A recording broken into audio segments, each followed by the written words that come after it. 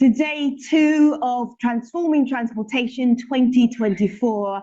I am your conference MC and moderator. My name is Femi Oke. Thank you for already. So good to see you on World Bank Live. We have a hybrid conference and you online around the world are as much part of TT 2024 as anyone who's in the Preston Auditorium right now. Lean in, we're looking forward to your contribution.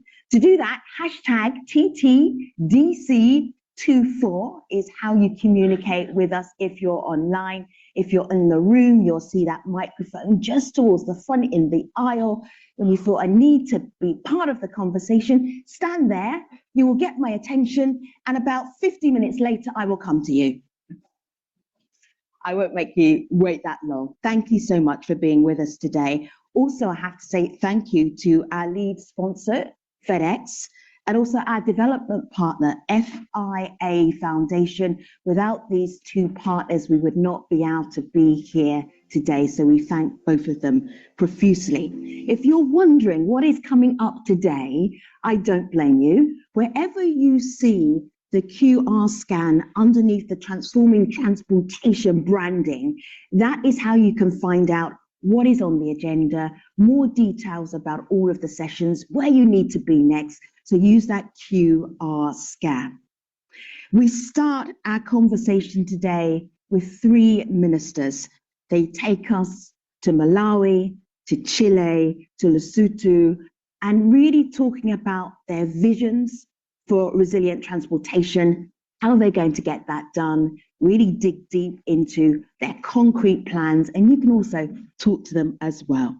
Minister of Energy for Malawi, Ibrahim Matola, please come and sit in either chair number 2, 3, or 4, your choice. Thank you. Minister Juan Carlos Munoz, Minister of Transport and Telecommunications for Chile. Nice to see you. Thank you so much. Take a seat there. And then Minister of Public Works and Transport for Lesotho, Neo Machato Motiani. Welcome, sir. Please take a seat. Thank you so much.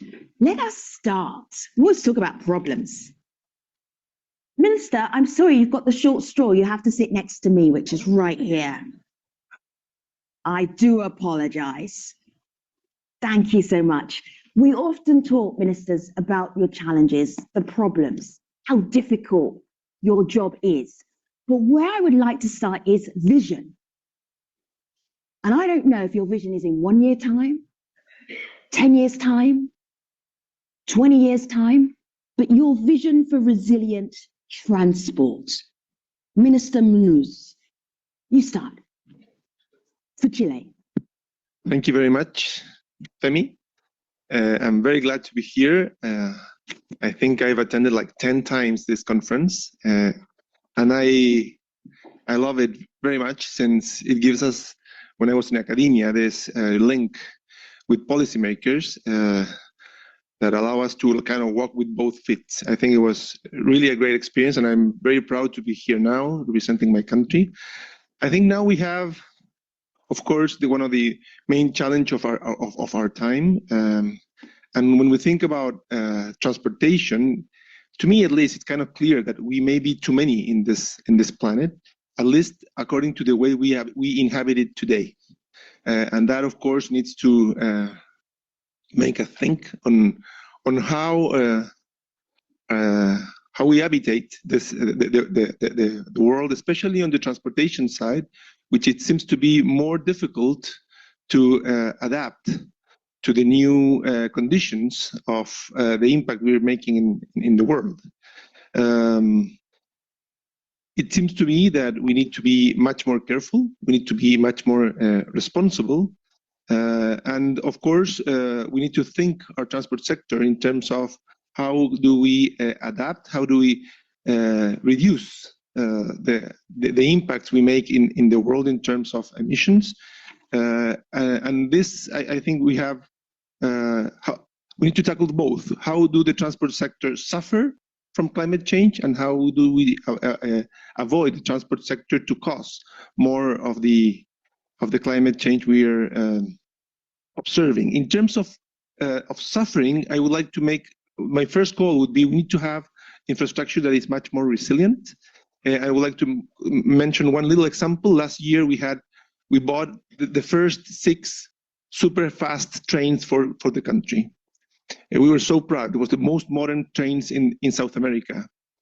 They arrived on June, but on August we have amazing rains that were above the usual isotherm. All the snow melted. So we have high rain, very high altitude, amazing floods, and 6 of our bridges collapsed.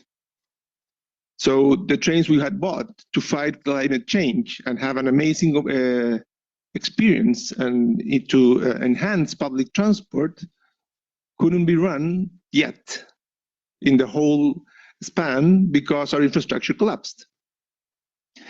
And that, I think, makes us think also on how do we adapt our infrastructure in advance to prevent these things that will be happening. I mean, the floods were the highest in a century, fine. But who in this room can doubt that this will happen again soon? Because the weather is changing, the climate is changing. So the first thing here is we need to take a look at our infrastructure and to make it more resilient to this kind of events. The second element, I think, when we think of how do we make our transport system sector be less responsible of the climate change we're observing, I think is urban density. It's very impressive when you compare cities. I mean, we in this room, probably many of us have been able to visit many different cities. And it's so evident when you see a city that the transport footprint is obviously much smaller than others. And it has to do, in my opinion, with urban density. You visit Hong Kong, and I'm not sure we all want to live in a city like Hong Kong, but the footprint that you see there is of course much smaller than in a city like this one or mine. So I think we need to consider and try to emphasize that urban sprawl is no longer okay, I think. And that's something that we need to fight, that we need to put it very high in our agendas. It also makes, of course, transport sector, the transportation of services much cheaper, much more affordable for the government, for people.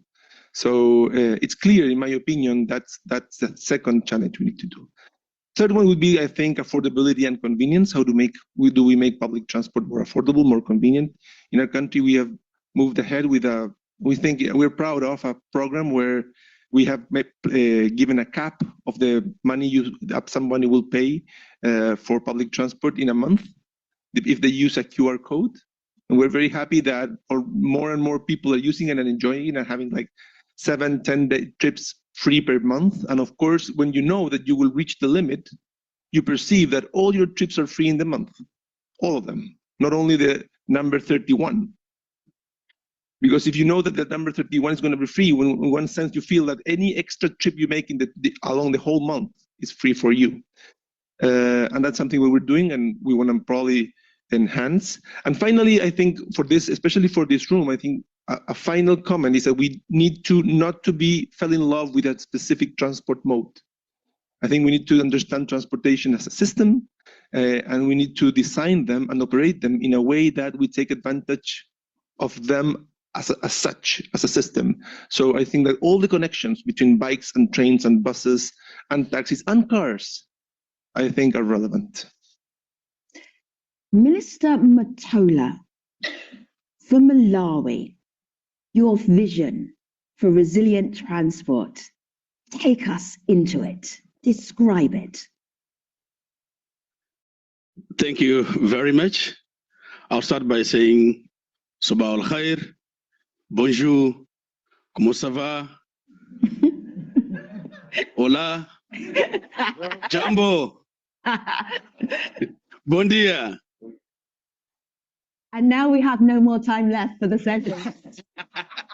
But we appreciate you welcoming us in so many languages. You're a Ministry of Energy. Are you stalling for time here, Minister? Go ahead. I'm very glad that I'm talking to the right audience. The decision makers in terms of finance, the World Bank, and the world at large. Malawi is a land-linked country in the east, bordering Mozambique. In the west, bordering Zambia, and in the north, bordering Tanzania. Issues of energy and transport intertwining. You cannot separate them.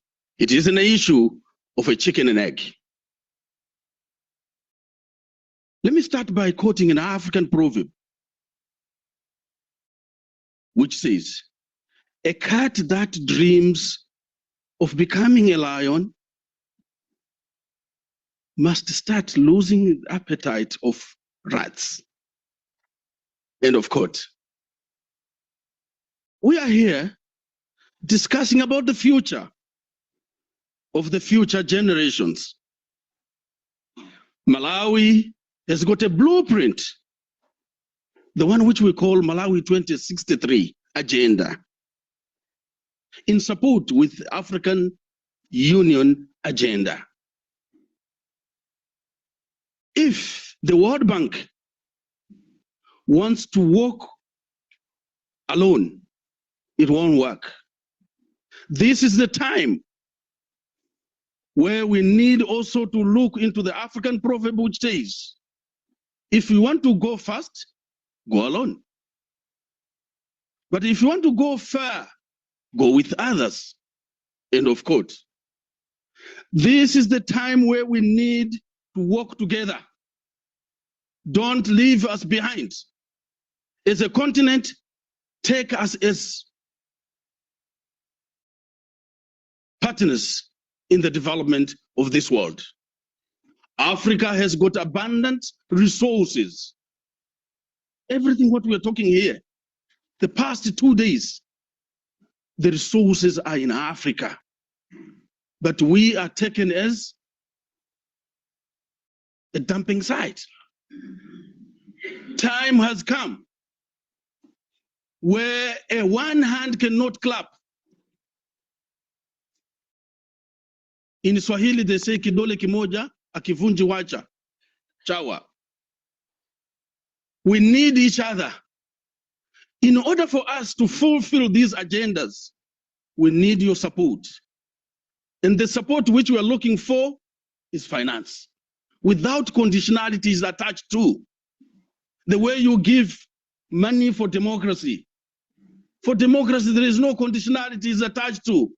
But when it comes for infrastructure, you give us a lot of pages with conditionalities attached to and to fulfill, and the end results, you label us as a risk country where you cannot invest. The investment in Africa is very, very important. Africa first should be given an opportunity to change the curriculum, where our schools, we are still teaching them who discovered Africa, Vasco da Gama, Galileo, who discovered the River Niger. How many parts are in frog if you basket a frog? Change should come. When you look at China, India, 20 years ago, we were together at the same level. We're not developed. But because our friends invested a lot in education, science, innovation. I'll give you a story of a Malawian who harnessed the wind. And he was taken. He's somewhere here in America. He harnessed wind. I think he's in Maryland. Thank you very much. Yeah. These are the things which African were born natural engineers, natural innovators. What we need is just support. And that support should come from the bank without conditionalities. If you don't support us, we'll follow you. Every day, an African child, 9 out of 10 are dying crossing the Mediterranean Sea, going into Europe, looking for future and green pastures. We'll follow you wherever you are. For that not to be done, we need to invest a lot in Africa, because Malawi in the 80s were manufacturing batteries. Malawi in the 80s, we had cannery, where a farmer, just in the doorstep, he can sell his pineapples, his bananas. But today, because of the structural adjustments which were imposed, we lost everything. And a farmer, to take his goods or her goods from the farm to the selling point, it takes ages. And the end results, the broken system of our transportation, they end up losing the whole produce. And next year, you won't have appetite of growing pineapples, growing avocado, because the industries are not there. Value addition, we need also to be given an opportunity to have our industries. And these industries can only take place when we have power. You will sponsor us with a lot of vaccines, and we end up those vaccines not reaching to the intended people, and we end up disposing them in order to please you on a campaign of vaccinating everybody, whether he or she is not sick. What we need is to have power and transport to take those vaccines to the rural areas. The majority of Malawians are living in the rural area. For them to have equal opportunities on resilient transportation and also energy, we need to give them what they are supposed to. Equal opportunities, sustainable, reliable, affordable transport. Malawi spends a lot of money, almost $500 million of US on fossil fuel. This is the time we're talking, planning about the future of e-mobility. It is a welcome development, but we need to move together in order to transit in this journey.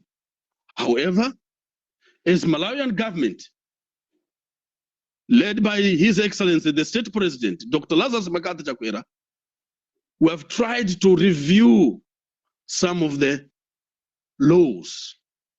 There are some which are non-legislative reforms and legislative reforms.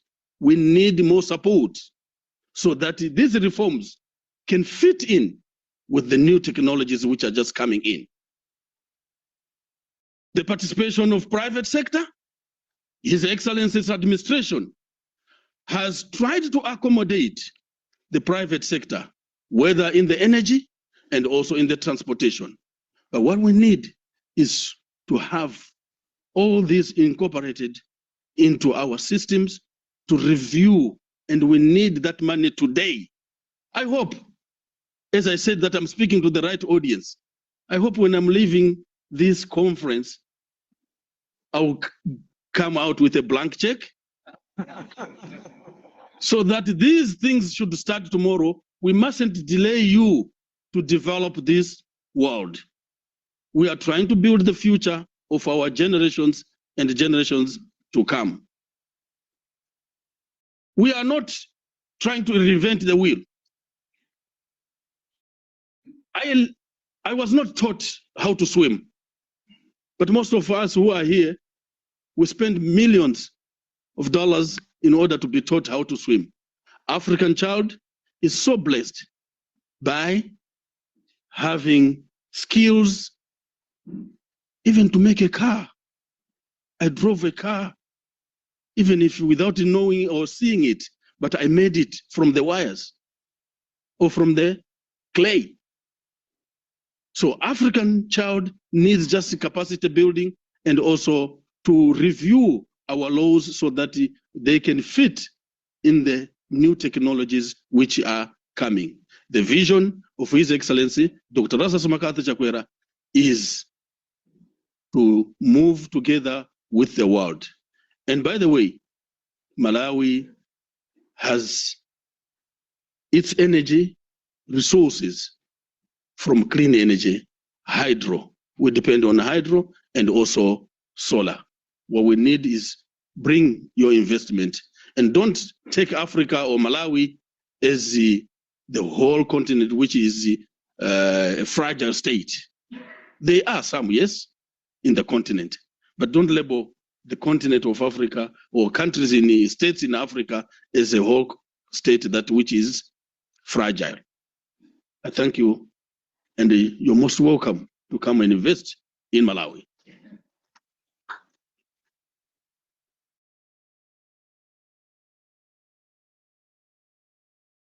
That is an epic vision.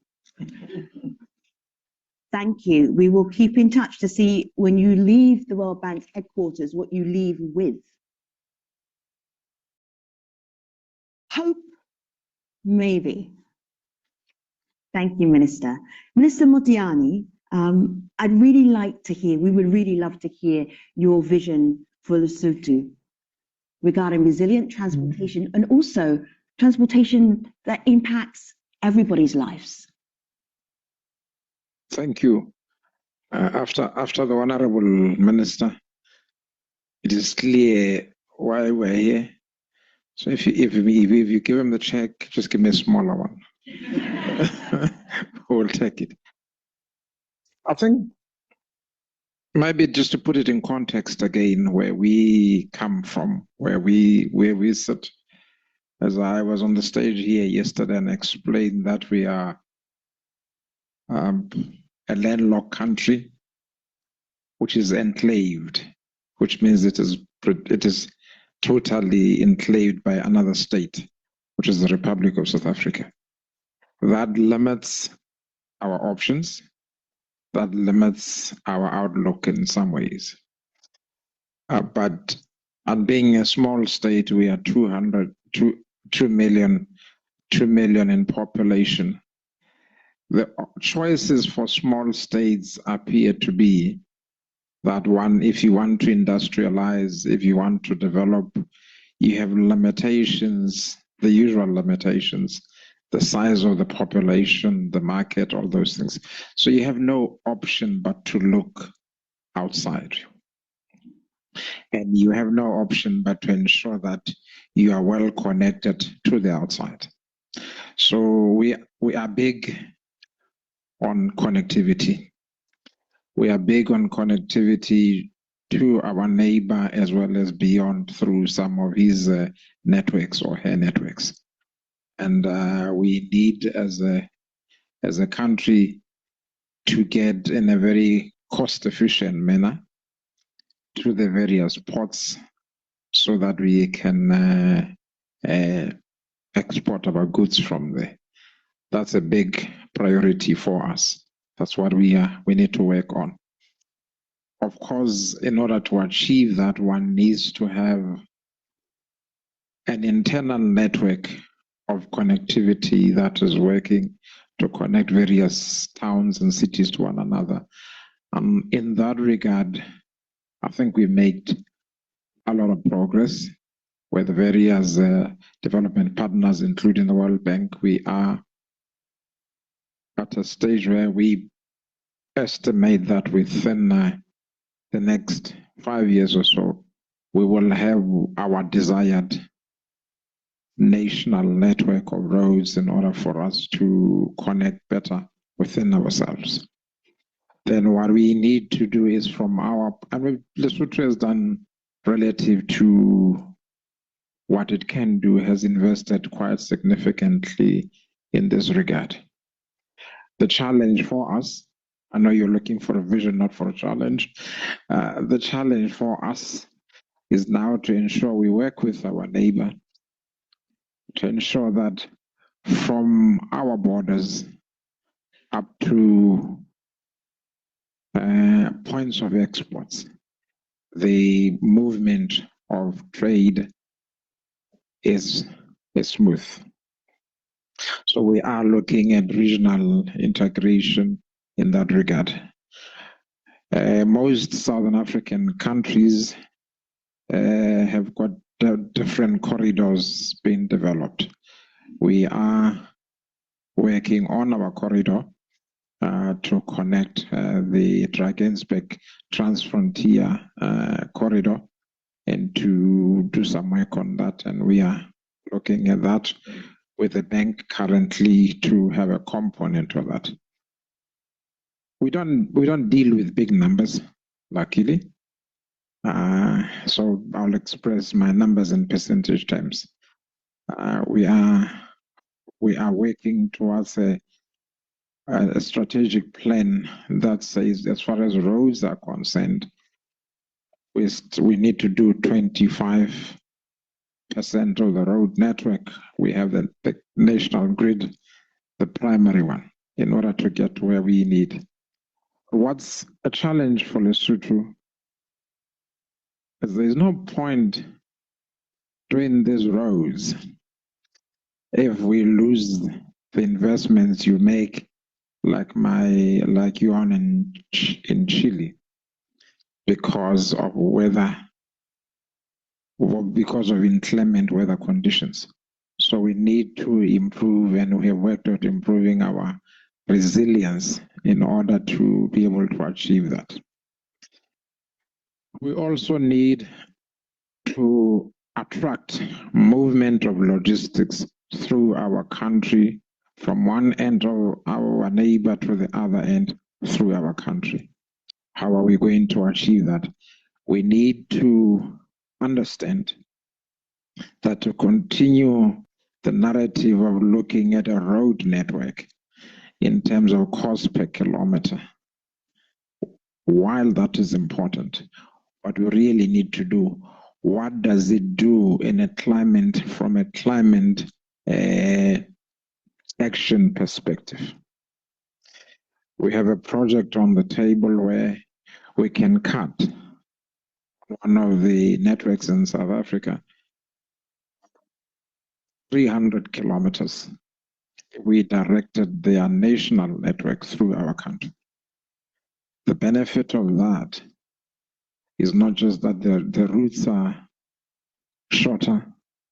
We must make just sure that as well that a lot of efficiency is achieved through in that way. So those are the areas as Lesotho we are looking at. We are looking at it in terms of 5 years to get the basic planning right. I think I'll stop at this stage. Okay. If you would like to talk to the minister from Chile, from Malawi, from Lesotho, now is your opportunity to do it in this room. Please stand behind that microphone. Let me just check in to see what is happening online. Do we have any feedback online? No, they are listening. They are fascinated, but not commenting. Well, there's interesting commitment. People very excited about the conversation, but not really a lot of questions, more assertions. So thank you. Okay, all right, appreciate that. Minister Munoz, okay, go ahead, please. I'm Tony Lindo from WRI, Brazil. I'd like to ask a question to Minister Juan Carlos, who happens to be a great friend. I mean, he is has a very solid academic background, was leading one of the key research institutions in transportation in the world, and now he is in the other side of the balcony there, leading as a minister. So I'd like to have some sort of reflections on your hopes and all the things you want still to do, because you, I think, midterm or about that. So how are you feeling in that situation, and do you think this will be really helpful? I mean, all this background, solid background you have into transitioning from theory to practice.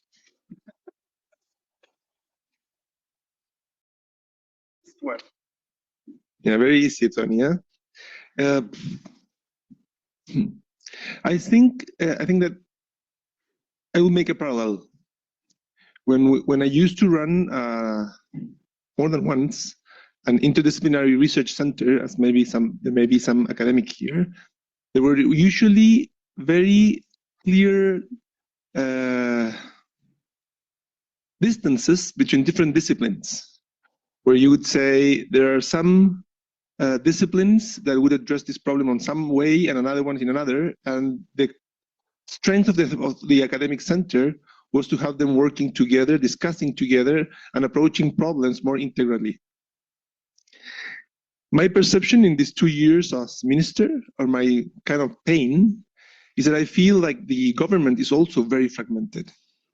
And it's very difficult for a minister of a specific topic to insinuate that a different minister, let's say housing, in my case, public works, energy, environment, should be doing things differently, because my perception or my vision tells otherwise.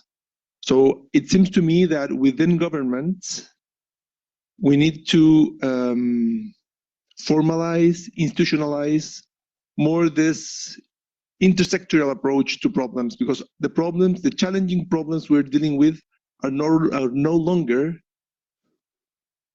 which technology will we choose for the train, or how many houses will we build, but more like really the approach for, as I said before, urban density. Isn't that a very complicated problem that doesn't lie in one specific sector? And the problem we have is that you have these several horses speeding up as much as they can with very specific targets on how many houses are you going to build, how many passengers will you take in your public transport system, how many millions of dollars will you invest in terms of public works, and the incentives are not really to stop, to talk, and to take wiser decisions, in my opinion. And the problem is most likely, if you do, the benefits will not be observed in your term. So I'm not sure that the incentives we have or takes us towards this common table in which the question is, how should the city be structured? And how do we address those very difficult and harmful decisions in the short term that will give us a lot of benefits in the long term? It seems to me that we may need more an intersectoral approach, that at least we have the committees, but still we enter the committee with a very clear badge. I'm the transportation person. I'm the housing person. I'm the public work person. And I think that needs to be in some way tackled, so that these more clear problems are addressed adequately. Please go ahead. Thank you. My name is Joseph Mendel, and I come from Liberia, and I work for Riders for Health. We use motorcycle to transport health products and specimens from the health facilities to the laboratory for rapid diagnostics. My first point is I would like to commend our speakers and the organizer for having me here today. Firstly, I'm looking in the room and I'm still thinking, correct me if I'm wrong, if there's a direct representation of the African Union or ECOWAS in this room. This question comes to mind because considering the global platform that we are about to build in transforming transportation, Africa has a very big stake into this transformation, this process or these processes. With the minister speech that he just made or his comment, I would like to recommend that harnessing the resources, especially the level of brains and experiences in this room, I think it will be good if we can encourage our African partners to be a part of this transformation decision-making processes. Joseph, thank you for your recommendation. Did you have a question? I'm going to leave it with your recommendation. We're also going to be hearing from, in just a moment, the VP for Eastern and Southern Africa at the World Bank. So definitely Africa is in this room. Joseph, thank you. If you see Joseph during the coffee break, he will show you the pictures of this remarkable way of transporting goods and medicines around Liberia. If you've been to Liberia, the road system is not the best it's quite challenging, and those motorbikes are the ways to get around. Joseph has on his phone that system, so have a listen and have a look when you get a chance in the coffee break. Yes, please, last question. Hi, thank you so much. My name is Ryan Sklar. I'm with NG Impact, formerly WRI. My question is pretty simple. If you did leave with a blank check, what's the first and most impactful thing you'd want to do with the money? And I'd appreciate maybe a very quick response from all three of the panelists. Could even just be a sentence or maybe even just a word. Let's start with the minister who asked for the blank check. And let me just remind you, Minister, that everybody laughed when you asked for that blank check. It might have been nervous laughter, but I like the question very much. Go ahead. What would you do with the money?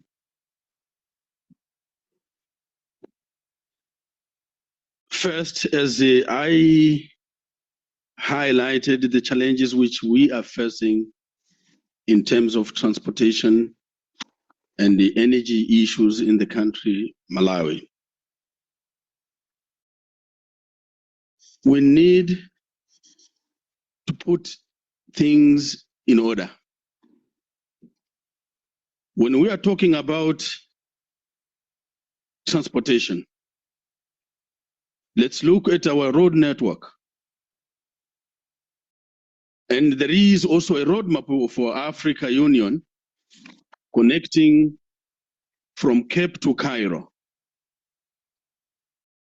But is it real? With the demarcations which are there and different targets and different working hours within the member states. If we can invest first in energy, like what my president said on the 9th of February, when he was speaking to the nation and the world at large, that the first priority in the energy sector is to add more power to the grid. So, Minister Motolo, as we're coming to the end of this session, I'm going to say, so you're going to put the money to a road network. Because remember, this is an imaginary blank check. So I'm going to move on quite swiftly. Thank you. Yes, as we are going towards the road network, but also electric e-mobility, we need to have more power. All right. Obviously, journalism cynicism saying imaginary blank check. I do not know. The day is still young. Minister Matoyani, what would you do with finances, investment that was inspired by TT 2024? But if I did get a blank check, I'd write a figure on it. And the figure would be 3 billion on the road network. And that would be resilient. That would be comprehensive. And that would connect the country sufficiently. The second thing I would do is to ask for the next check. And the next check would be to transform Lesotho's potential in hydro to a degree that it can become a significant player in the production of carbon-free fuel, in particular hydrogen. You want to know what I would do with the third check? The last thing I would do is also to transform Lesotho's economy to a true energy, green energy production. No hybrid, just go straight for that because that's all we can do at this point in time. Thank you. All right, I'm going to call this potential investment from TT24, Minister Munuz. Thank you, Femi. In our case, we have moved ahead very fast with the electromobility agenda. I'm very proud. We can tell that Santiago de Chile is the city in the world with more electric buses outside from China. It's 2,500 buses, electric buses. It's really impressive, and it's changing the way our city moves. One first inclination is to say we would move ahead with that agenda faster and probably make it happen not only in Santiago, but in the rest of the country. But I think that we need to move a little bit out of the question of the system to answer the question, and understand that even though, yeah, electromobility is relevant because it allows us to reduce emissions, and emissions is the main challenge we have, I think.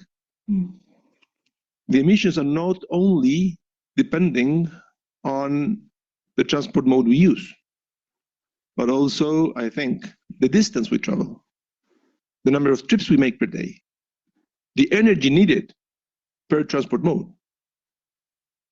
So I would put some of the money in making our city more compact. I would put some of the money on putting public housing on higher density in well-located places. I would put some of the money on good jobs near to where people live. Let me tell you one little story. Minister Manuz, it's a very short story in about 30 seconds. Is that possible? Yeah. Fantastic. We have, as probably most of your countries, a lot of male drivers, bus drivers, and very rarely a female driver. We have made a systematic effort in asking our bus companies to hire women. For them, it has become an amazing opportunity to find a formal job. Not only find it, but also close to where they live. Bus terminals are in the periphery. So we need to put some of the jobs closer to where people live, and that will also allow to reduce our carbon footprint. So I think we need to take, electromobility is great, and we feel so proud. Trains are amazing, but we need to address the problem rigorously and from a broader perspective, I think. What I hear here is not imagination for a blank check. I hear purpose, commitment, concrete plans when you have the investment. Nobody even missed a beat in terms of what would you do with more investment. Ministers, we thank you so much for spending time on the TT stage today. Thank you very much. Thank you. Thank you. Excellent job. Thank you very much. Thank you very much. Thank you. All right. Okay, I think we can take the group photo here. Oh yes, please take a group. Please take a group photograph with me. Okay. All right. I was going to continue with the program, but I am being commanded by a minister who has so many quotes about Africa. I have to actually pose. All right. Together we can.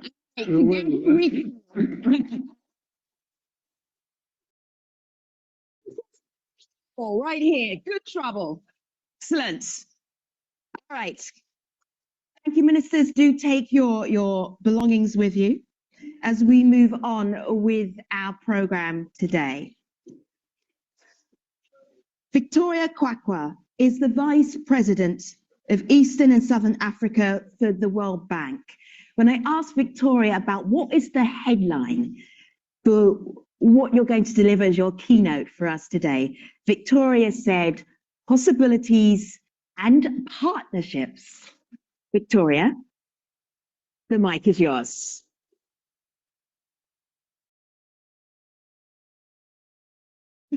Thank you. Thank you. Thank you very much, Femi. Good morning, everybody. It's such a pleasure to be here with this august audience at TT24.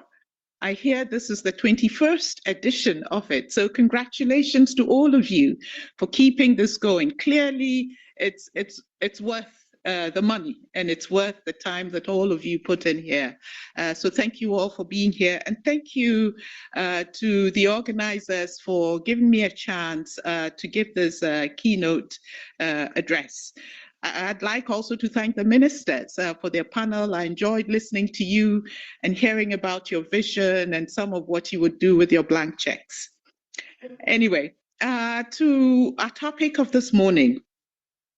You know, I think we're all here because we recognize that transport plays a key role in driving economic growth and fostering development by supporting the creation of jobs and connecting people to economic opportunities and services.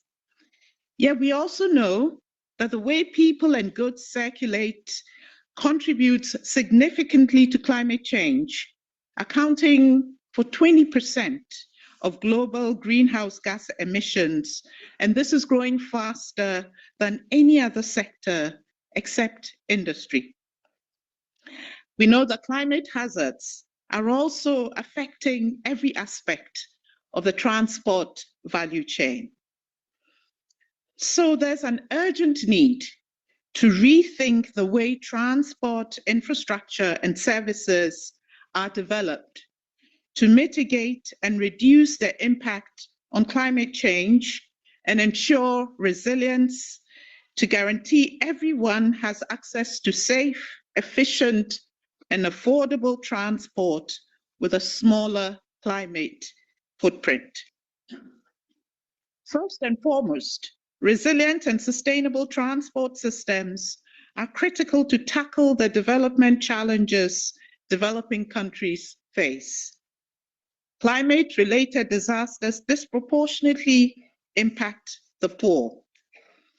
Over the past 50 years, climate-related disasters have caused more than 800,000 fatalities and over $1 trillion in economic loss, and marginalized communities are disproportionately bearing the impact of climate change and natural hazards, especially in lower-income countries.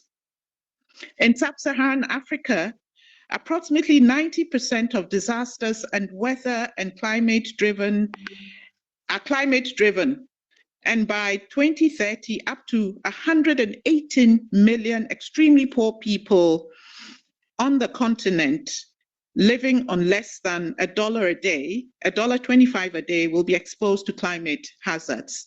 These are huge numbers that we're talking about. Developing climate-resilient transport systems, not only pieces of infrastructure to increase access to social and economic opportunities, to address food crisis, vulnerability, and fragility situations, is therefore an obligation, especially in our work in Africa.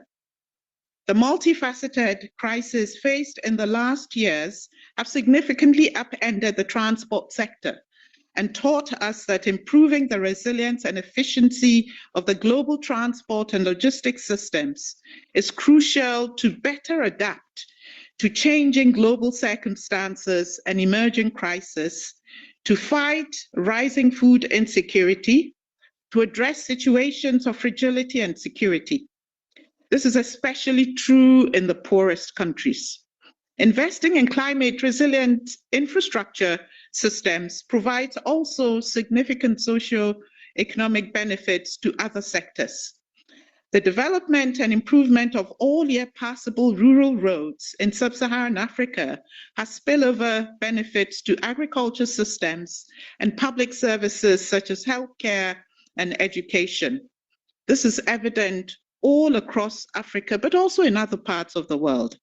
For example, in rural Morocco, the enrollment of girls in primary schools surged from 17% to 54% when their access to roads improved. Climate-resilient transport systems are crucial for sustainable development. Investing in transport system resilience reduces the adverse impacts of climate change and natural hazards on economies. It avoids large, costly infrastructure repairs and minimizes the wide-ranging consequences on people's well-being, especially on the well-being of vulnerable groups. The extra cost of building resilience into infrastructure systems brings substantial savings in maintenance and repair and reduces disruptions to the economy. Universal access to affordable and reliable infrastructure services supports strong economic growth and high productivity and promotes distributive equity. But by climate-resilient transport systems, I'm not just referring to climate resilience of specific transport assets, a road or a railway link, for example, or even climate resilience of a transport network. I'm referring to a system that has end users in mind, a system that addresses the climate resilience of transport throughout its entire life cycle, starting with planning, through engineering and design, investment, operations and maintenance, institutional capacity and coordination, and ending with contingency planning, including early warning signals and post-disaster recovery, such as insurance. Such systems are lacking in Africa and in other parts of the developing world and will take time to implement. The World Bank is starting to work with a few countries to help build these systems. Implementing climate resilient infrastructure investment is costly and will require significant contributions from the international community. It is therefore important for high-income countries to start balancing climate support between mitigation and adaptation. Beyond adaptation, shifting to low carbon and greener transportation modes represents a huge opportunity for developing countries, notably in Africa, especially on two fronts: urban mobility, which has been mentioned already, and greener logistics. On urban mobility, shifting to more efficient modes of urban transport is indeed a fantastic opportunity for developing countries. African cities, notably, to leapfrog and avoid being locked in a car-centric development. Sub-Saharan Africa is the lowest contributor to global carbon emissions by far. Yet while motorization rates are low, most cities are congested, with old and unsafe vehicles polluting people's lives and not providing efficient and safe transport, especially for women, for children, and for the elderly. With the majority of city population still walking and using some form of public transport, this presents an opportunity to avoid a car-centric development and promoting instead efficient, affordable, and inclusive modes of transportation and more livable cities. I'd like to highlight three promising agendas: the BRT agenda, active mobility, and e-mobility. BRT, the bus rapid transit, with buses running on segregated lanes, offer advantages similar to metro systems, but at a significantly lower cost. They significantly reduce congestion, pollution, and GHG emissions while meeting the growing mobility demand and improving access to jobs. The BRT in Dakar, for example, the first fully electric BRT in Africa, will have a positive impact on air quality by encouraging the use of public transportation and shifting to a full electric fleet.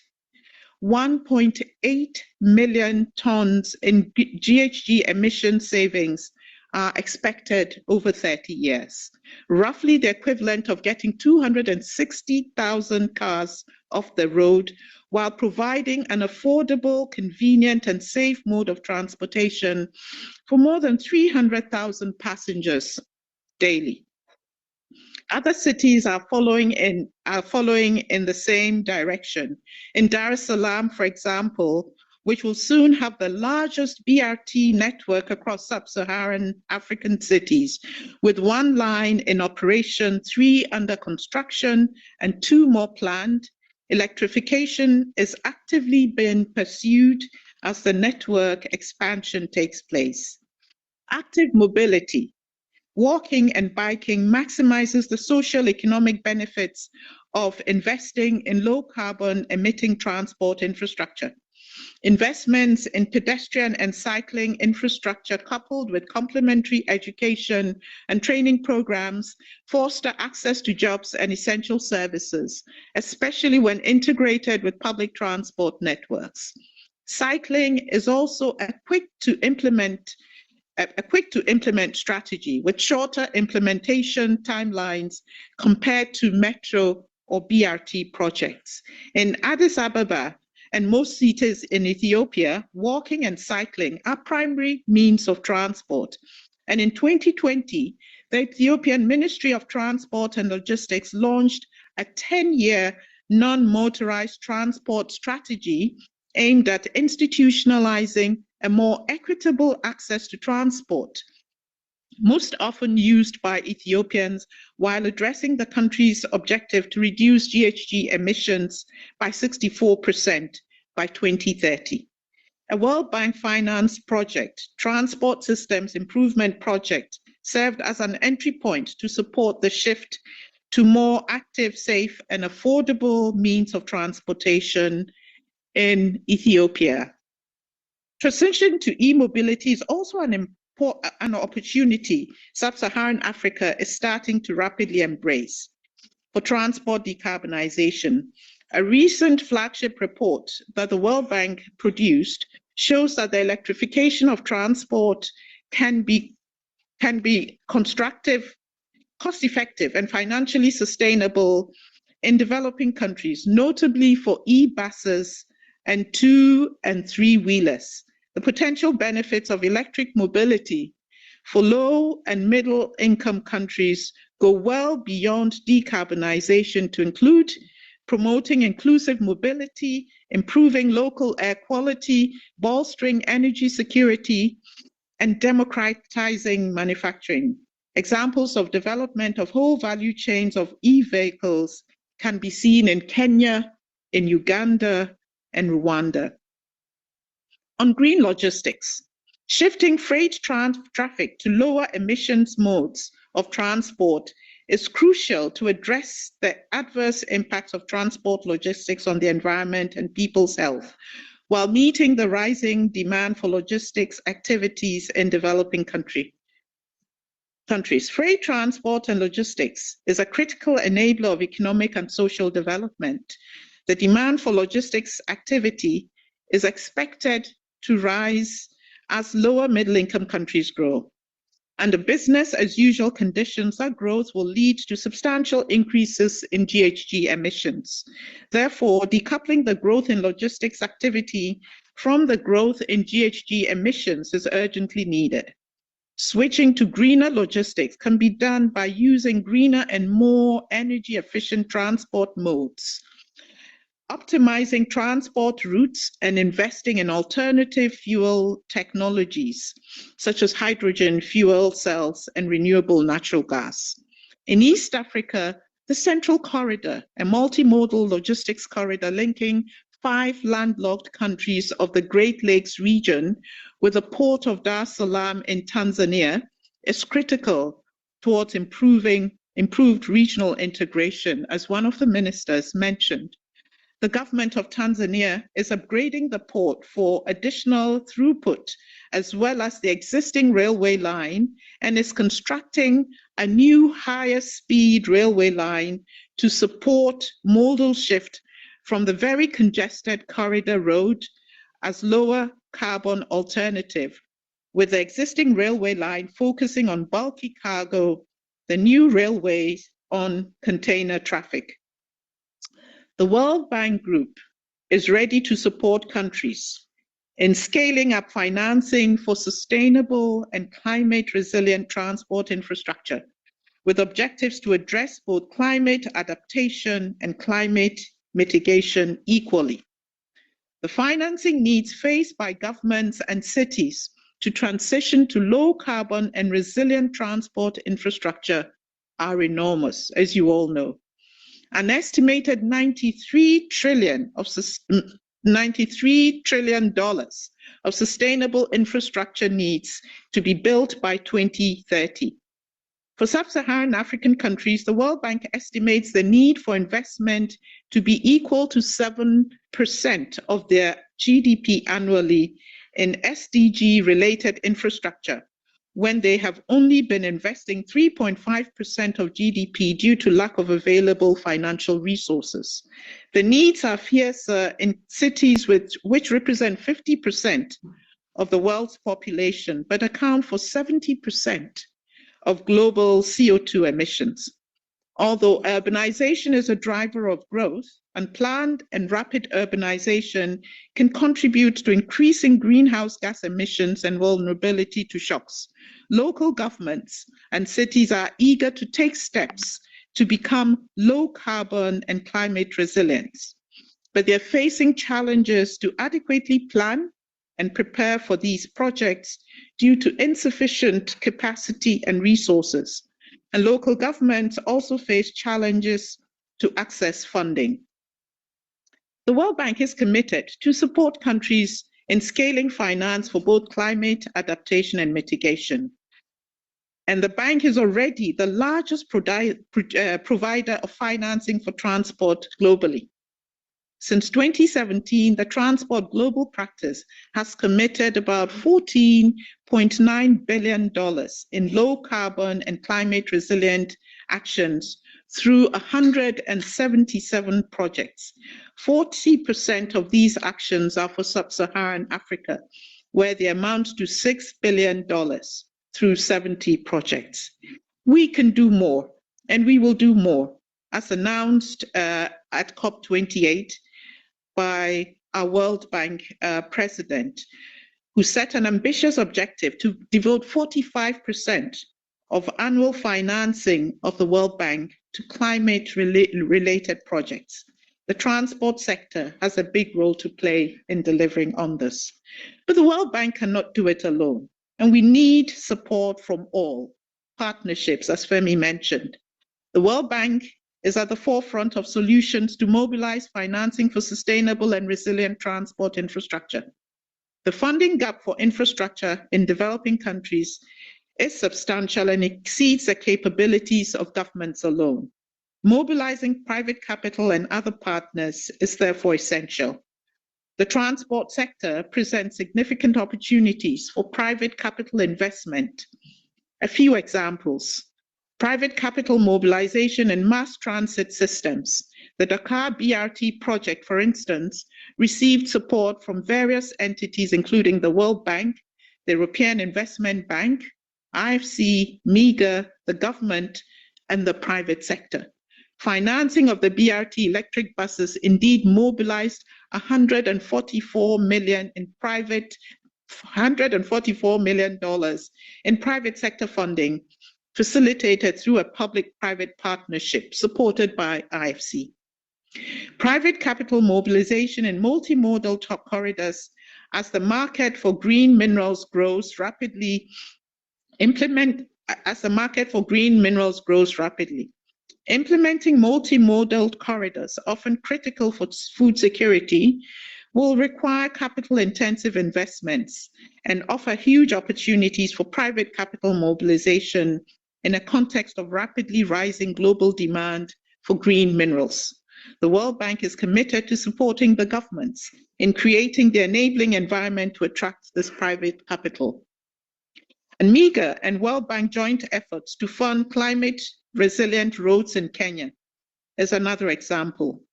In the past 2 years, MIGA has provided over $186 million in guarantees to assist the Kenyan government in attracting crucial foreign investment for its extensive road enhancement scheme. This program is set to refurbish 10,000 kilometers of roads, which will not only double the asphalt surfaced roads in the country, but also halve many journey times within the East African nation. Additionally, the program is designed with climate adaptation features, such as the installation of more substantial and expansive drains, pipes, and culverts. In closing, the World Bank is committed to scaling finance for low carbon and resilient transport systems in developing countries. Mobilization of all international finance institutions, the private sector, high-income countries will be critical to meet the dire financing needs. And we believe this effort should tackle both climate change mitigation and climate change adaptation. We stand ready to lead this collective effort. Thank you so much for your attention. I'd now like to give the floor to our Senior Managing Director, Mr. Axel von Trotzenberg, who unfortunately can't be here today, but he recognizes the importance of what all of you are doing here. And so is joining through a video, a short video that will be presented right away. Thank you very much.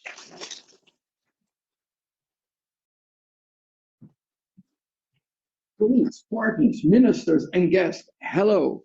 Thank you for joining us for Transforming Transportation.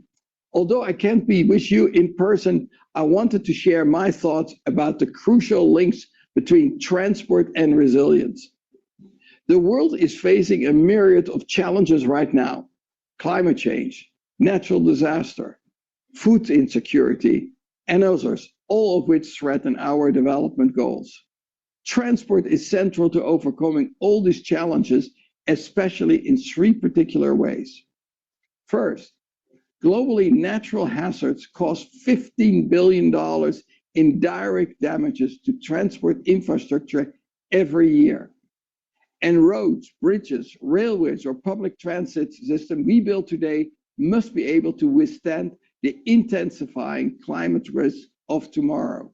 At the World Bank, we are responding by promoting climate-proof transport infrastructure.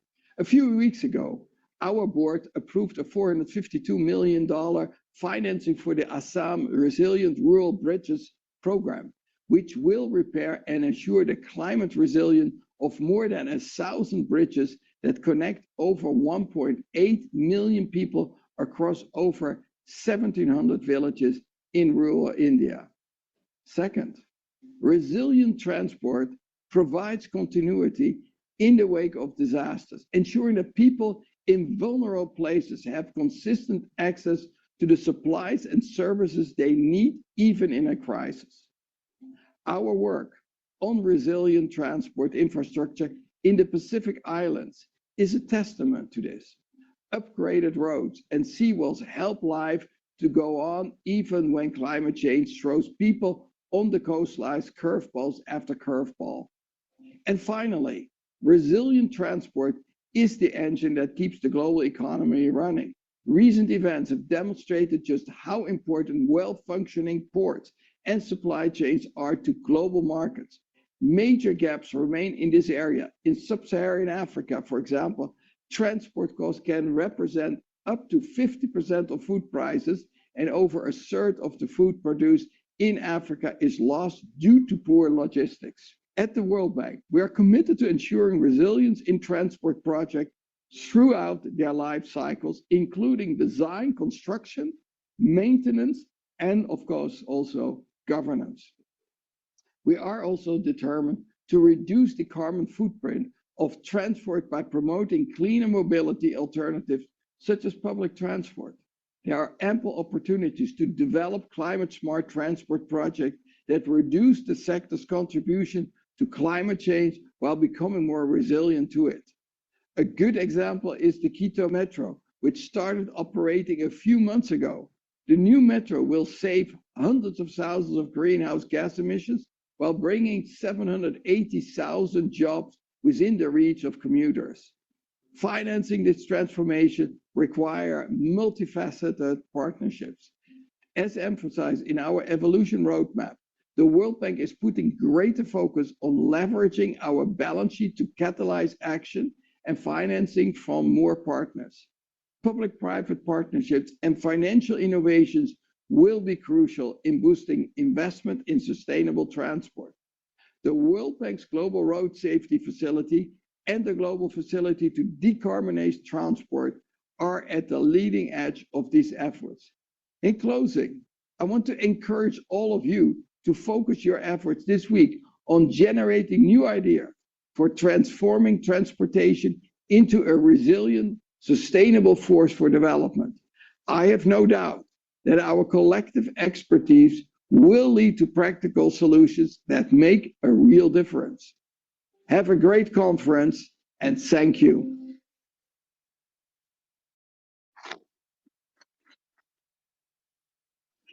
Our next plenary is Resilient Transport in Challenging Times. You will need an interpretation device, or you may need one for this session. I am making a public service announcement for the Preston Auditorium. We have lost 3 interpretation devices. They are worth a lot of money. I'm in trouble. If you have one in your bag, or you took one to another room, or you accidentally took it home, come to me. Chatham House rules. I will not tell anybody that you took it. Just bring it back. That would be great. Thank you. I know it's easy to do, but if it ended up somewhere else, on a desk somewhere, retrace your steps, bring it back.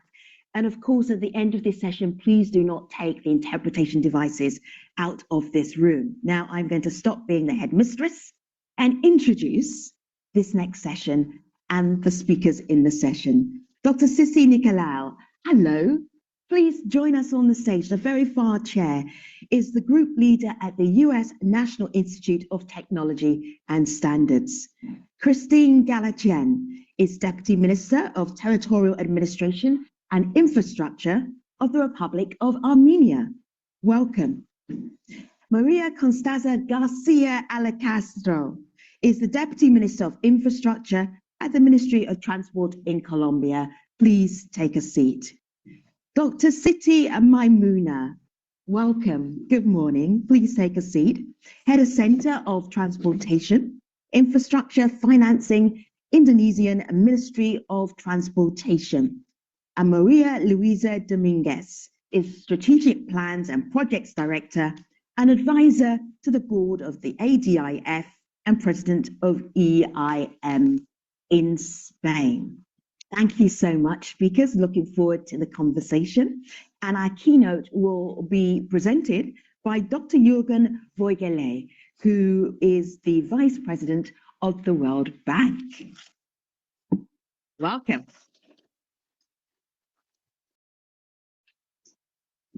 Okay, thank you everyone, and good morning and hello.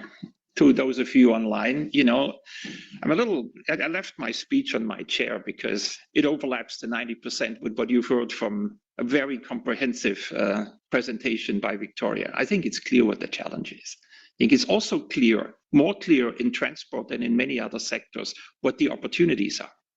It's in front of us. It's not that we have to reinvent it. We know what the future transport that is low carbon, low impact, really works for the people can look like. And we are on a journey to get there. I think the key challenge for us is to do it faster. That is what's really concerning. I'm really feeling now, everyone in this room and everyone around the world is feeling climate is changing faster than even the most conservative scientists predicted and projected. It's happening around us at a speed that we did not anticipate. And it's going to get worse fast. That's clearly where we are. And infrastructure is being impacted to a massive extent. We know the damages are huge already. It's in the mega billions. And it's going to get accelerated. We will not be able, the way things look like, to keep this planet's temperature increase below 1.5 degrees. This is a reality that we are facing. Last year was already at 1.5 above pre-industrial times.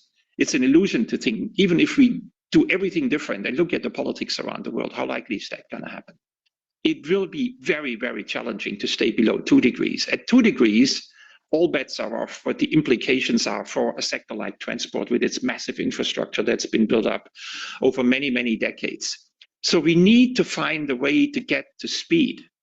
And we need to get the scale and we need to get to impact.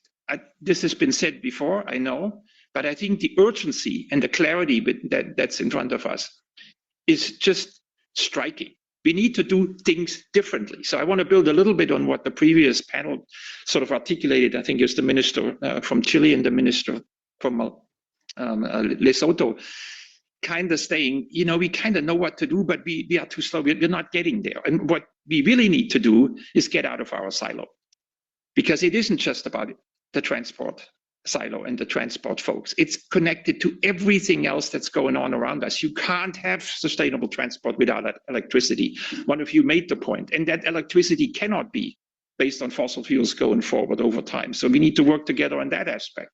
It is the food security challenge that many countries are facing. You cannot have food security without logistics and without infrastructure. It's been said before. But I think it's very, very important to make these, to really understand and analyze country by country how the scenario around us is changing and shifting. I spoke at a similar event a couple of weeks ago with relation to water. As a result of the changing climate, we now understand that our planet is drying up. It is not only groundwater recession, it is not only that the intensity of the storms, floods, and droughts are going up. The planet itself, the soil moisture on the planet is 15% lower today than it was in the past few decades, and it's going in the wrong direction. So everything a country does in water isn't a project or isn't just another study or isn't just another investment. Everyone has to fundamentally take a step or two back and rethink the way you manage your water going forward.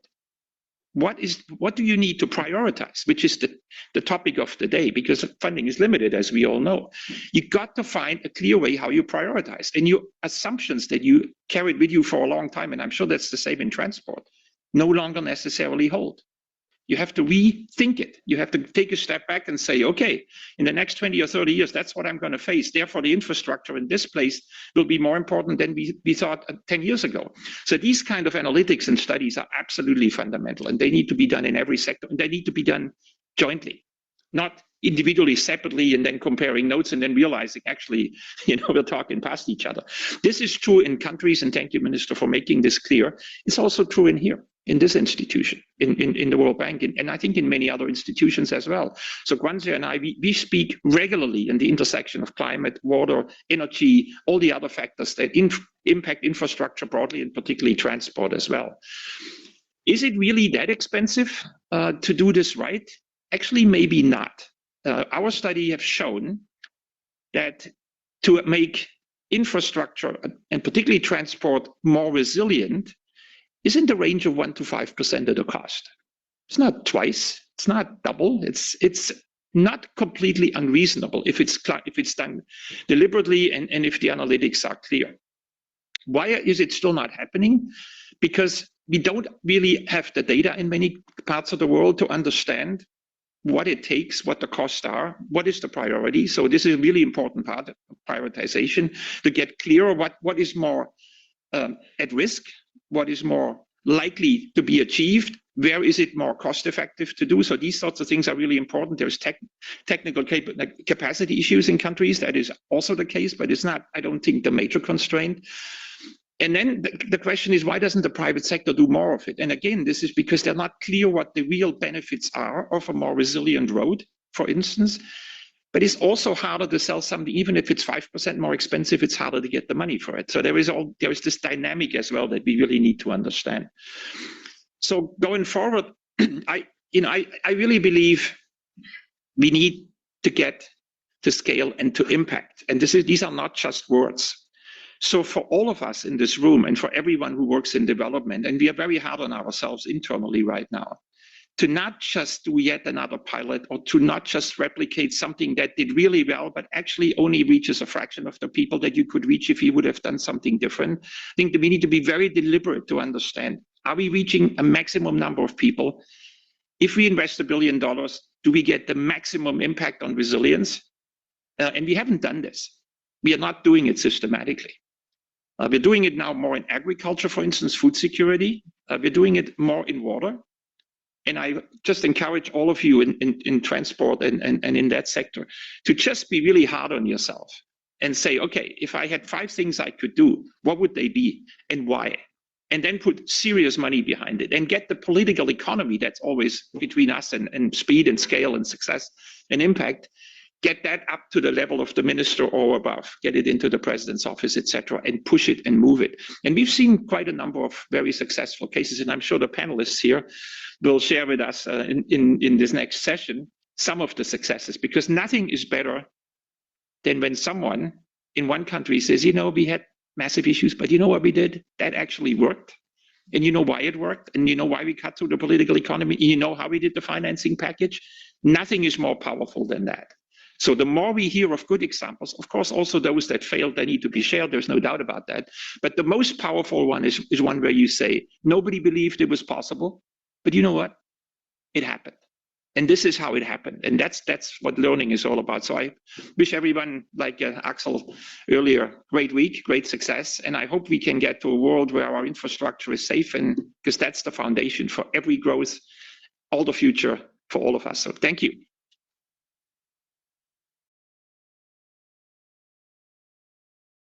Thank you, Jürgen, for starting off this plenary looking at resilient transport in challenging times. I'm going to ask you, speakers, about the challenging times and why your transport needs to be resilient by sharing examples with us. Christine showed me boulders on a highway yesterday. She's like, see, this is happening right now. This is what I have to deal with. Christine, will you explain for our audience, for you in Armenia, why there are boulders coming down onto the roads and why that is a good example of resilience and what you're having to do about that? Thank you. Actually, it's happening even today morning.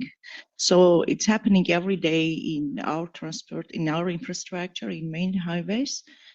And we acknowledge, and following the monitoring temperature increase, we found out that Armenian overall is sensitive to natural disasters, including earthquakes, landslides, rockfalls happening with us very frequently.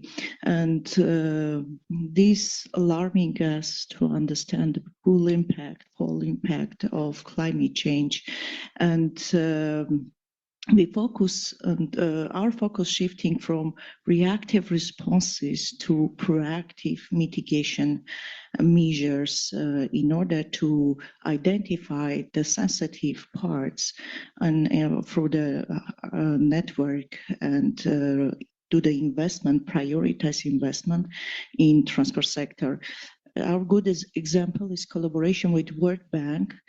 We mapping the climate and disaster hazards with the section of in a road network, and now we decided to extend this exercise with including whole country, entire country, and we're starting with risk assessment and preparation of investment strategy to mitigate these risks because Armenia is very dependent on transportation. So major part of transportation, 80% of transportation through the roads, because we have low capacity on the rails, and our economy and life being very much depends for major part of regions.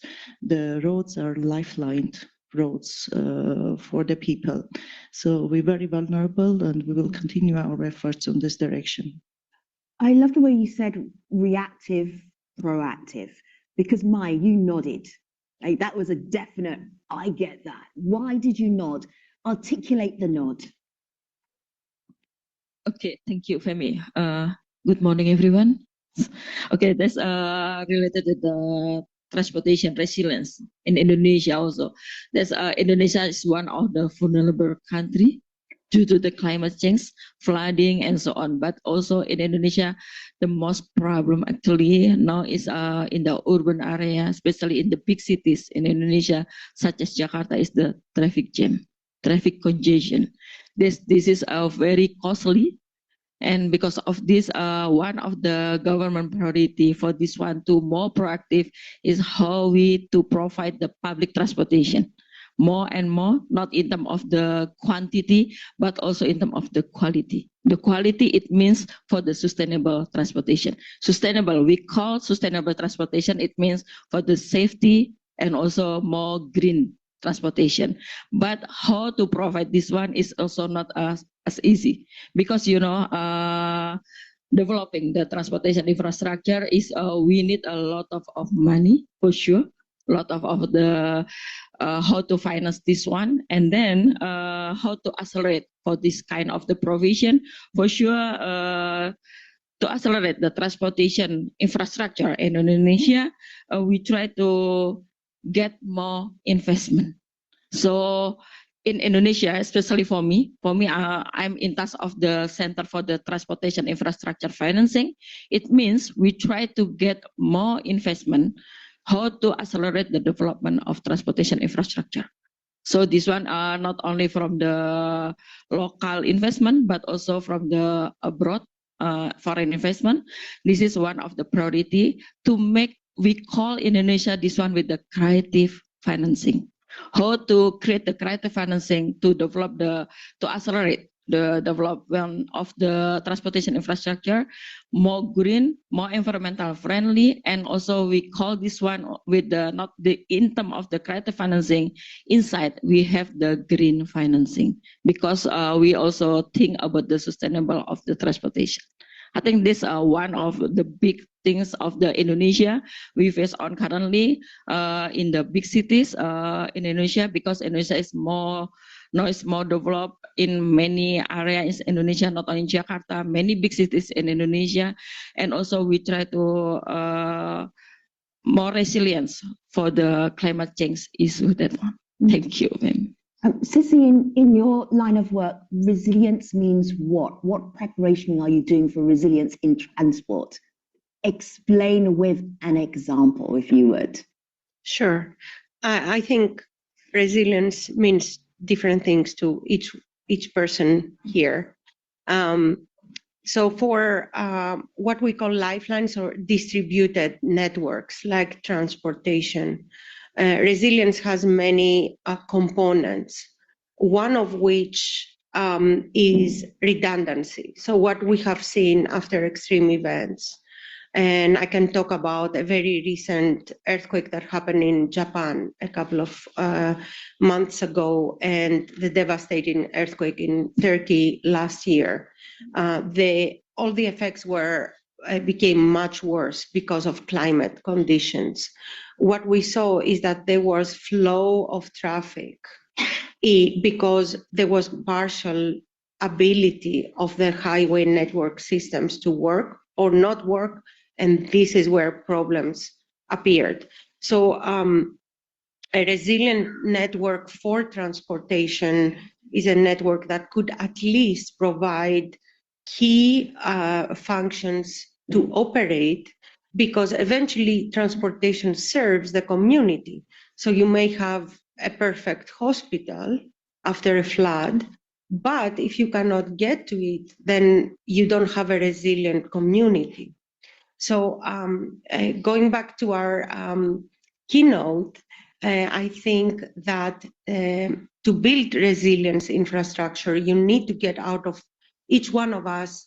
I come from the engineering side, right? Each one of us has to get out of our comfort zone and see what we need to get to a goal, to a resilient community. So this comes together with how you finance it, but also how you explain in different ways why we should invest in this and how much and when and into what stages. What has worked for you from that perspective? So you're kind of laying out, this is how you do it. What has worked? I like the way that Jürgen, he kind of gave us a challenge. Don't keep talking about how hard it is. Tell us how you did it. Right. So the way to do it is to change your mindset once you're designing or retrofitting or planning. So typically what we do is we say, oh, this is the flag that I expect that gives a force on the system, and I will design for it. Now we need to think more big picture and go from that mindset to having decision support systems. So we should be able to understand the network, where we have detours, what are the traffic conditions, and what could happen to this network, and have sophisticated tools that we are developing that can give us what are the risks in terms of not just physical losses and not just money losses, but also delays, interdependencies, exposure to cascading events, and find optimal solutions for questions like, I have X amount of money for a year. What is the best way to invest it now, considering also climate effects? Or I want to maximize the efficiency of the network. How much money do I need and for how long in order to achieve that? So it is also a stakeholder and a decision maker conversation for the technocrats to be able to apply that.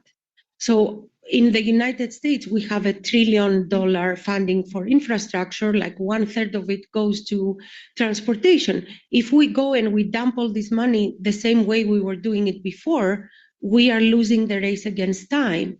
We need to invest wisely and invest it with specific goals that can change over time and should follow the life cycle of these assets, because a lot of them are aged. We are not all going and building new highways, especially in this country, but I'm sure around the world. We need to use what we have. Yeah, I fully agree with this statement of changing mindset. It's true. And what we do with it, we understand that we need a new generation of civil engineers and of experts with critical knowledge of climate resilience.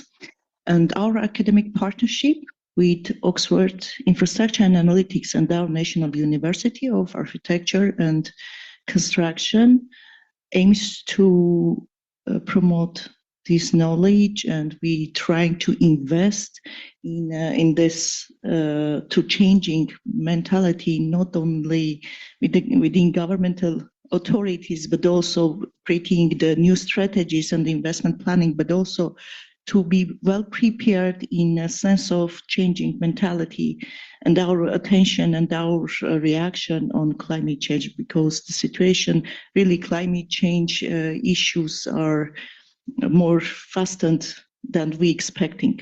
Maria Luisa, go ahead. What's on your mind? Thank you very much, and thank you for having me here, because I represent the railway sector, specifically in Spain. I totally agree with what you said, because I think in the last years it's so clear how climate change is affecting our transport infrastructure that I think new civil engineers, for sure, they will have to take it into account with the new designs.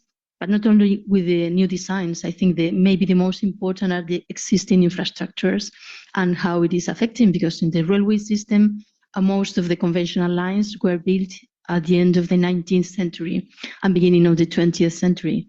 So the circumstances and the climate events are so different that for sure we have to be much better prepared, or differently prepared, as you said. So let me explain a little bit about Spain. In Spain, the climate change is affecting us very, very much. We are having much heater summers than before. And speaking about heat waves, maybe just 10 years ago, you could speak about, okay, a couple of heat waves in the summer.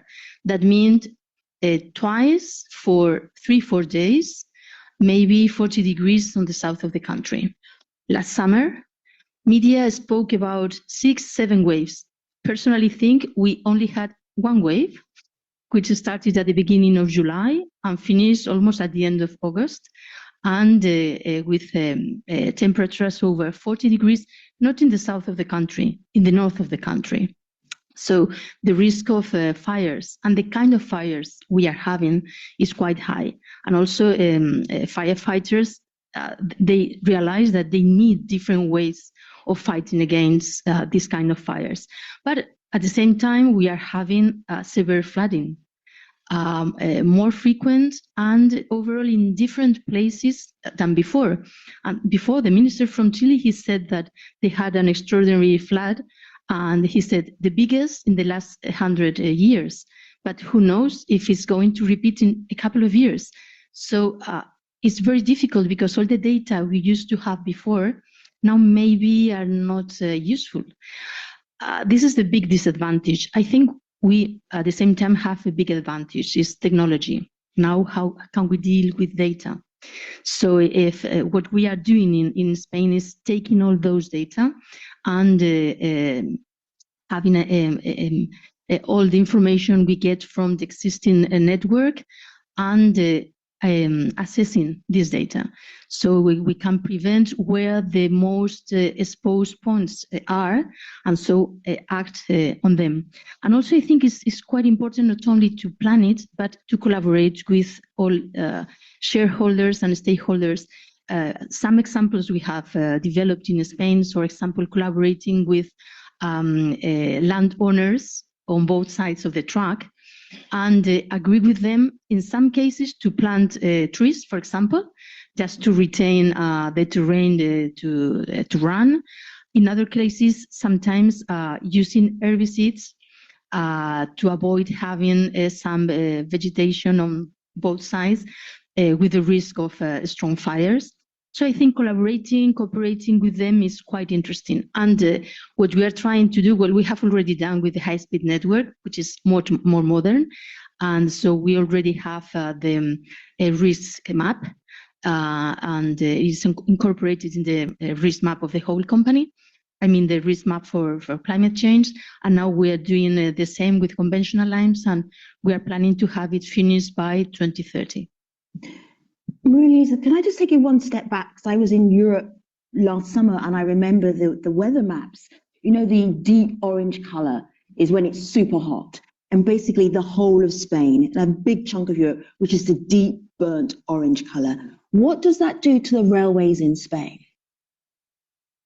Well, the advantage of railways is that it is mean of transport, more people, more goods. But if it is affected, it affects to more people, more goods. That's why we have to pay attention, and not only, as you said before, not only to act afterwards. We have to try to prevent. That's why we're doing this map, risk map, because if you know where the most critical points, where you have them, you can act on them before that happens. Or maybe it happens once, but avoid to have it twice. For example, last September, there was a very, very, very strong storm in an area on south of Madrid, and it affected to all infrastructures, I mean, roads and railways. And for the first time, it affected to the high-speed railway. But the advantage we had was that in some hours, the high-speed line could again work, and railways went back to service before than roads.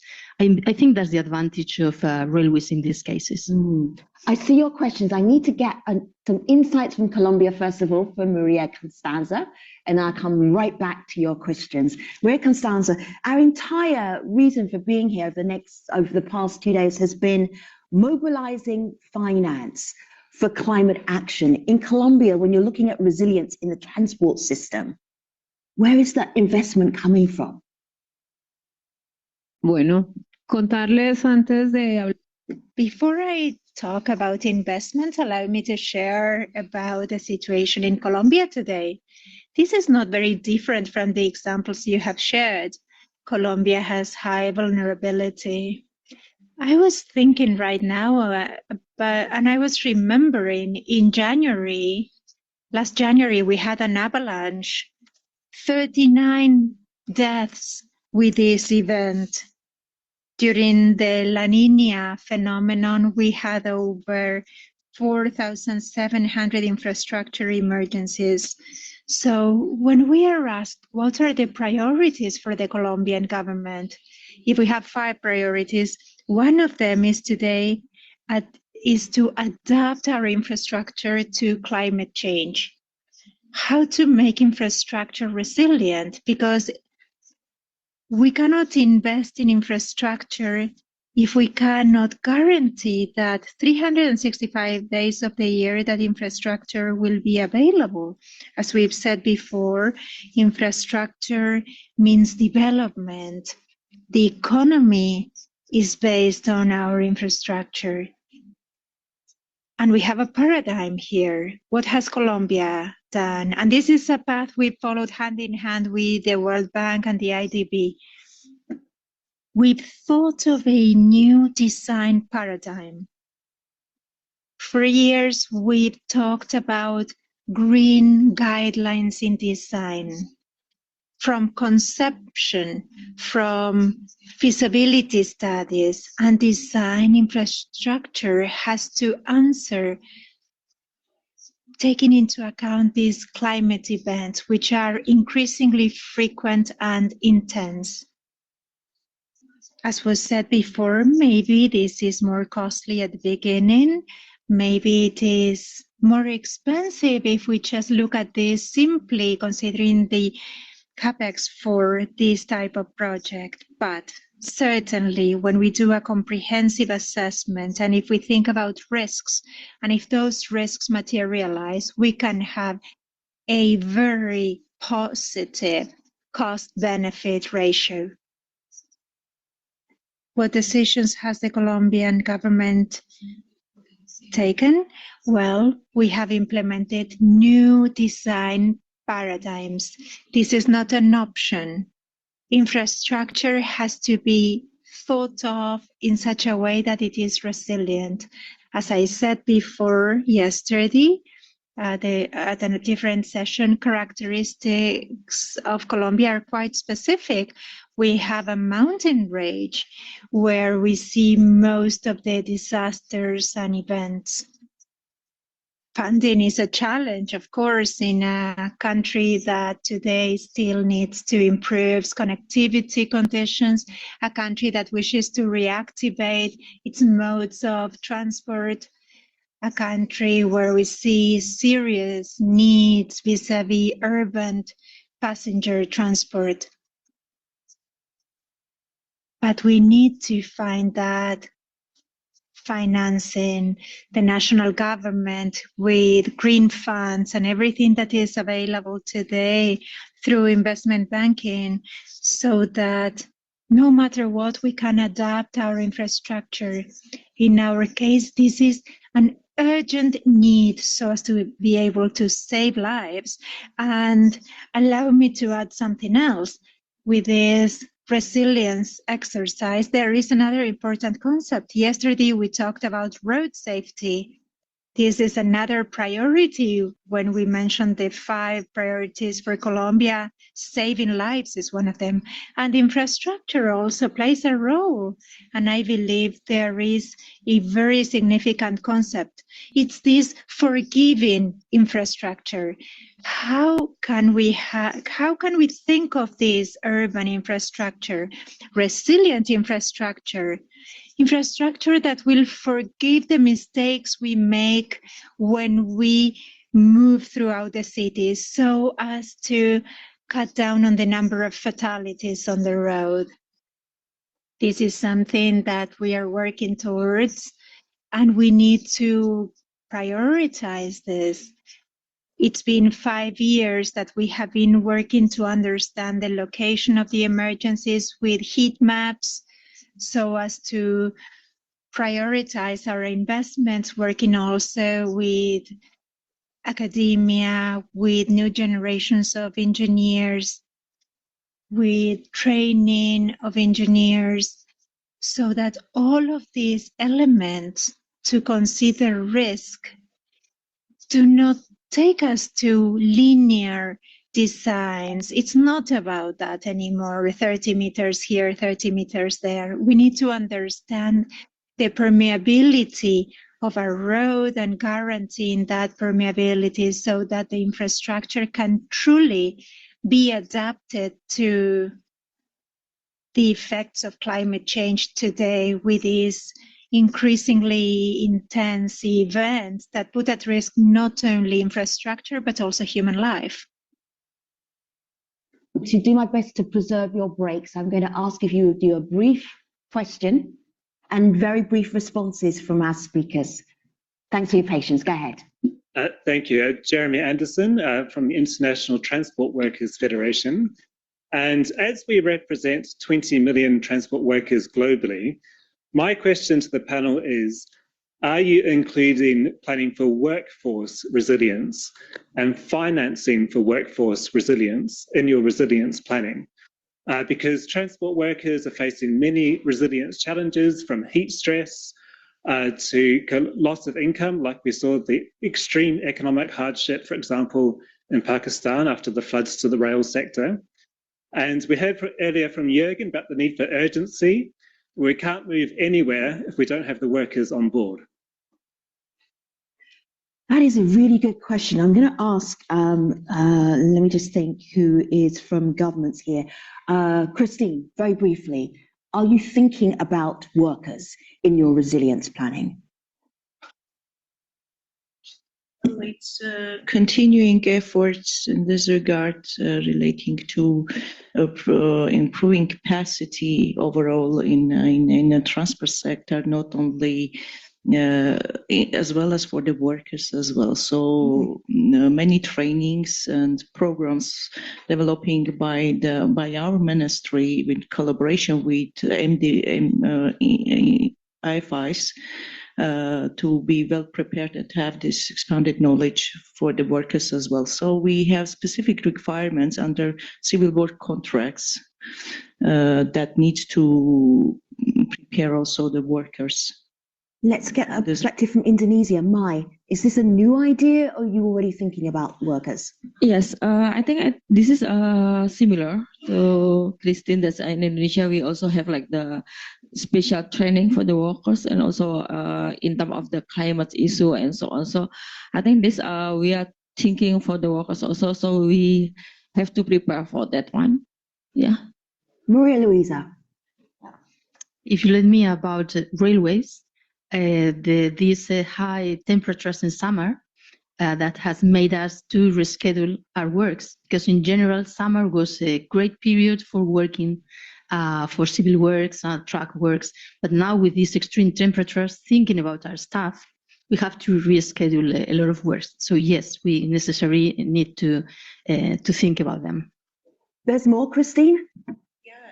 There's major programs, infrastructure projects coming with health and safety specific programs that have to cover all this risk and provide the measures. That's something mandatory. The contractors and employers, everyone have to follow that.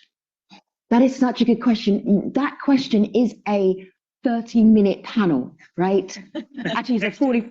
Yeah, next year. Can we like remember that in that little survey that comes out at the end of the conference? Will you put that in? Because the worker, it's such an important point that you made, and we're not doing it justice. But I would love to do a workers' plenary. All right. Action that. Yes, yeah, sir. I'm François Daven from International Union of Railways. Yeah. So the question was a little bit for the keynote. He said we didn't really expect that the climate change effect would be so harsh. I a little bit wonder who is we, because a lot of people expected that the effect of climate change will be as harsh as it is today. Perhaps not some people in World Bank, I don't know. But my question is now for the panel, do you think you will have enough money? Because we didn't have enough money to really struggle against carbon emission. It's basically a failure. Do you think you will have enough money for doing the resilience? Thank you. All right, I'm going to thank you. Thank you very much. I am going to make this a one-sentence answer, because your one sentence is standard between refreshments and conversation and the break. All right. I have a first volunteer. Please go ahead. Maria Constanza. Bueno, yo creo que aquí I believe it is very important to think in terms of priorities and understand what it is we are facing. When we talk about climate change and resilience, we're thinking about lives. This is not just about improving a service or improving quality or having greater connectivity. We are truly talking, and this is the case of in Colombia, each emergency can mean loss of life, human life. When we try to incorporate these elements, we face certain issues. If we design a bridge with resilience parameters, with green guidelines, this infrastructure will have a longer life. Ser muy if I may, just to get to the heart of that question in a sentence so we can wrap up our plenary. Do you have enough money? We have to find it. The investment cannot be cut. We need to find the money. I like that positivity. Christine, your sentence. Sorry, I've not to respond. I just want to ask another question. I've not in the line, but it's Christine, you are Sure. It's a one sentence if you're going to ask it, because we are wrapping up. All right, your one sentence, your final sentence. You're leaving us with what? Yeah, I would like to ask about how technologies and data analytics supporting climate-related changes for the countries, and if they have some small experience to share. All right, very good. This is our coffee break conversation. Sissy, go ahead. Yeah, I don't think anybody has enough money, but the money that we have, we need to spend them wiser and spend them gradually and with priorities, of course, of life safety, but also of life quality, getting indicators that relate to how much our design and solutions contribute to reducing climate change impacts on that infrastructure. And that way, our money is going to pay off a lot more while we are trying to solicit more, and actually they're going to bring success cases to make the case for bringing more money. Got it.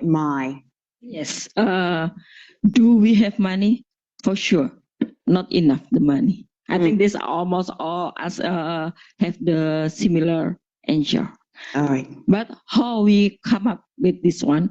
Yes, how to accelerate the development of the infrastructure and so on. At the beginning, we are already involved about we thinking about the resilience. So it can be little bit costly, as the keynote also already mentioned, but I think is this more sustainable, and then in the long term, this can be cheaper. So from where? The money is from the investment, from you, from all over the world. Maria Luisa, you have the final word. Yes, now let me, instead of speaking in the name of a Spanish railways infrastructure manager, speaking in the name of all European infrastructure managers, and give you some information. The European Union published a report on climate change recently, and they said that even though investments in critical sectors, among them is transport, have increased in the last years, for example, in 2022, it reached 407 billion euros. They say we need still to double, and they calculate more or less 813 billion euros per year to adapt our infrastructures to make them more resilient. Thank you so much. We have started a conversation. We will continue it the rest of TT 2024. Plenary number 4. Attendees, please thank them.